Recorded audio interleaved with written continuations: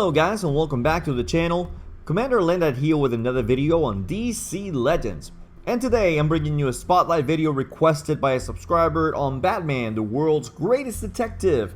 So let's go ahead and jump right in and take a look at him and see what he does. Well, first of all, let's get the basics out of the way. Batman is a physical character. He is a support character, stress on support, as we're going to see as we get into this spotlight. He's an average support character who really becomes quite useful at legendary levels.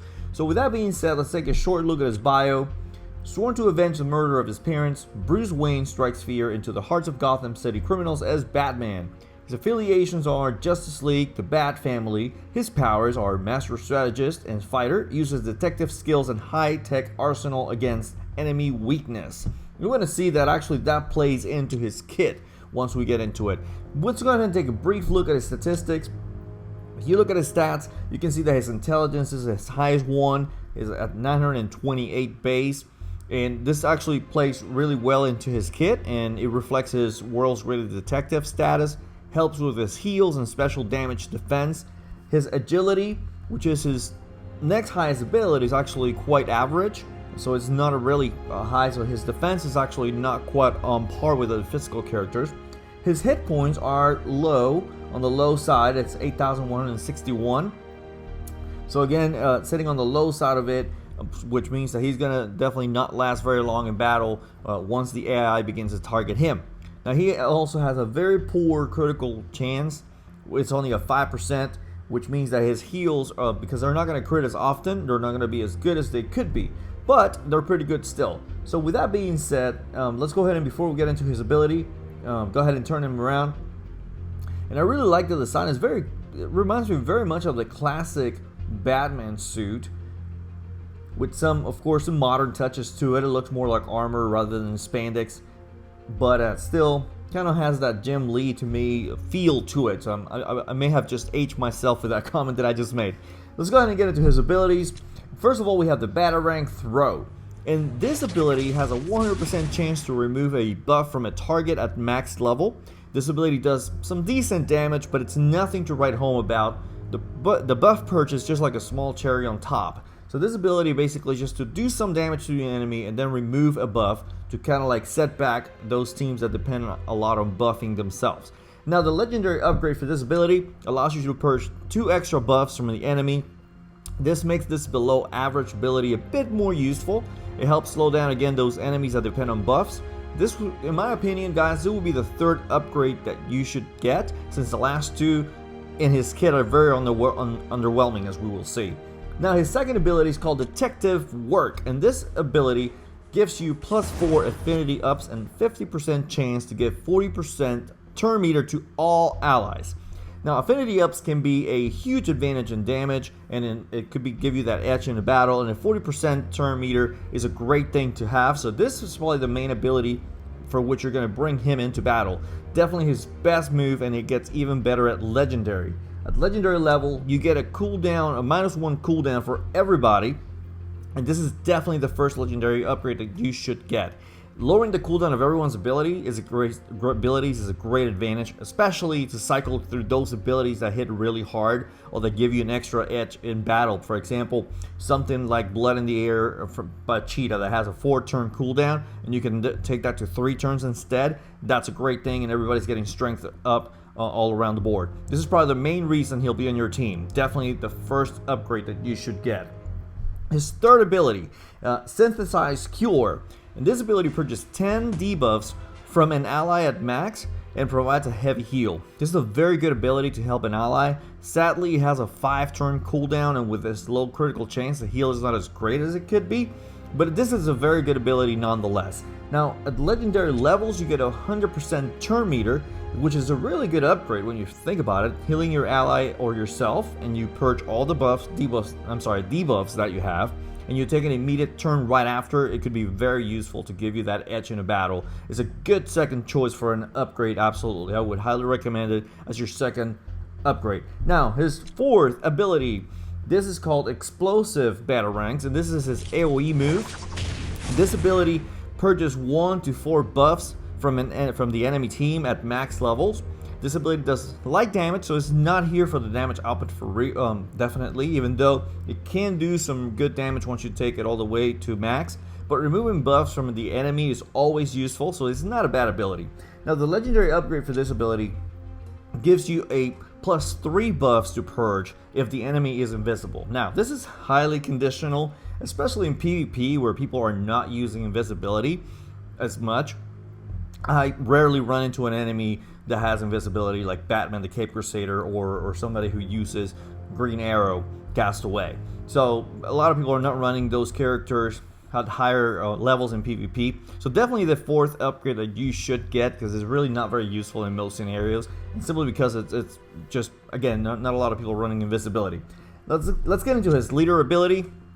His team leader ability is called Situational Awareness. And this ability gives you a 13% chance for allies to remove 1 buff when they damage an enemy. Definitely not a solid leader ability, but it could come in handy. I can see how it definitely could be used, but let's face it, guys, you're probably not using Batman as your leader anyway, so it really doesn't matter what it does in a sense.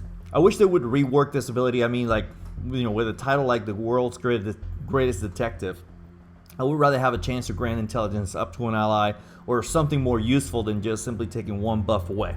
Now at Legendary, this ability allows you to take an extra buff away from the enemy. So it's really underwhelming. Definitely this is the dead last upgrade that you should get out of all 5. Because again, you're probably not going to use Batman as your leader. Alright, with that being said, because I'm sounding like a Debbie Downer right now, let's go ahead and talk about some of the pros on Batman. Definitely a pro on him is his affinity ups and his -1 cooldown to all the allies. This is great and can give you quite the edge in battle. So his detective work ability is definitely his best ability. He's got a nice heal, and granting an immediate turn is really good. Again, give you an edge in battle, allow to take away those nasty debuffs, and then give you an immediate turn right after.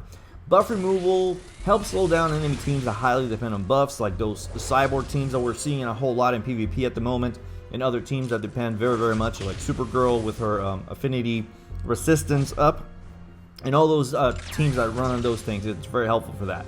In PvP, also, the AI seems to ignore Batman for other threats on the field, so that's definitely a plus, because again, his agility is low, and so are his hit points. So if the AI doesn't prioritize him, that's a good thing, because he'll be able to stay on the field longer to be able to use those sweet buffs that he uses. Now, some of his cons, he definitely has quite a few. Now, he's a below average character until you get him to Legendary, and that ties into the second con that he has, and it's the fact that he's not easily attainable. At the moment, the only way you can get him is through arena packs, and you don't have any other avenue to be able to get him. Definitely not a standalone character for sure. And if you're looking for a healer, Zatanna and Starfire do his job a heck of a lot better. So definitely you have other healers in the game that do much better, but definitely you're not bringing him for the heals either. You're probably bringing him again for the detective work and those affinity ups and -1 cooldown. Now, even though his kit seems simple at first glance, definitely he's a character that requires a very tactical approach, which isn't necessarily a con for experienced players, but other players or newer players to the game, will find other healers that are simpler to manage and do the healing job a lot better. And so those are some of the cons that I think he has. Now, some of the synergies that he definitely has a great synergy with Cyborg. I actually used him in my team. If you haven't watched the video on Alpha Death, definitely go watch that video where I used Batman in that team, and he actually worked quite well for some time. Batman's detective work benefits from a Cyborg lead, because granting him turn meter, Cyborg's lead grants turn meter to characters that buff themselves. So definitely Batman does that when he buffs the entire team, and he in turn allows Cyborg to hit harder and possibly gain strength ups from Cyborg's second passive ability, or his first passive ability, I'm sorry. Dr. Fate is also a great teammate for him. Dr. Fate gives Batman a much needed shield. Again, his agility is low, so he needs as much protection as he can get. And he also gives him intelligence up to increase his healing, which is very good. Doomsday eats up those affinity buffs to get going even faster. And also the -1 cooldown from detective work allows Doomsday to use his big finishing move, Devastator, more often. So definitely he's a great partner with Doomsday. Assault Warsuit Lex Luthor benefits a lot from Batman, and Batman benefits from him as the leader, because Lex Luthor will give him a shield and turn meter anytime he buffs the entire team. And again, the -1 cooldown allows Lex to use his shield and other abilities to have a very long cooldown a lot more often. So that's also a very good thing for Lex Luthor and both for Batman. So they both have great synergy together in that sense. And he also benefits basically pretty much any team he'll fit in with those affinity ups and his heals and his -1 cooldown. He'll be able to benefit those teams. So I think those four, among others, are definitely some of the best synergies that he has. Now, some counters towards Batman, the world's greatest detective. Cyborg, even though, you know, he's best friends with Batman, he can also be his greatest enemy. He eats up Batman as a snack for breakfast. And Cyborg puts out so much damage, and especially at legendary levels, and Batman's agility is so low and his hit points are so low compared to other characters that he's definitely going to eat him up.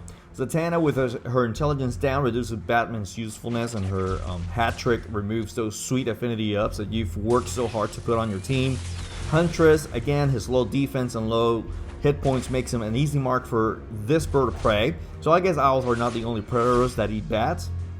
The Flash, let's just say that he will never see the Flash coming. Flash is fast, he hits hard right almost from the get-go, and he's, again, he has affinity advantage over Batman, so he's definitely gonna kill him very, very quickly. And pretty much any energy character that has a decent high damage output is definitely gonna give Batman some issues. But again, going back to one of the pros that I mentioned, because PvP and the AI seem to ignore Batman for the most part until like the third time or the third one that they attack, he'll be on the field longer than you would expect. But then again, if they decided to focus on him, he's definitely going to be going down pretty quickly. Anyway, guys, these are my thoughts on Batman. I know that I kind of sound like a Debbie Downer on him. He's not a bad character, but he's also not great. So he's kind of like an average character in my opinion. But anyway, what do you guys think? Do you agree with my thoughts on the character, or do you have some disagreements? Let me know in the comment section below. I'd definitely like to hear from you guys and hear your thoughts. I really enjoy interacting with you in the comment section below. Also, you can tweet me at Commander Landat on Twitter, and we also can continue the conversation there.